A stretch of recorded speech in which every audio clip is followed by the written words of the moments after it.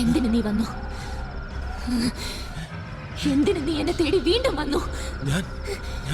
ഞാനോ? എന്നെ നീ മറന്നു പോയതോ അതോ നീ നിന്നെ തന്നെ മറന്നു പോയതോ? പറയ് മാധവ. ഞാൻ മാധവനല്ല,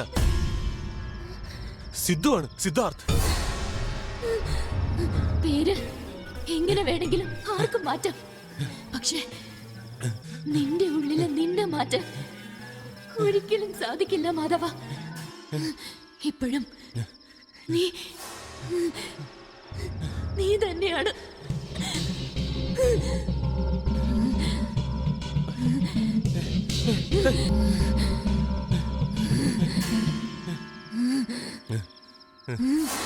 ജെനി, നിനക്കൊന്നും മനസ്സിലാവില്ല, നിനക്കൊന്നും മനസ്സിലാക്കാൻ സാധിക്കില്ല. കുറെ വർഷങ്ങൾക്ക് മുമ്പ് മരണപ്പെട്ടവളാണ് നീ.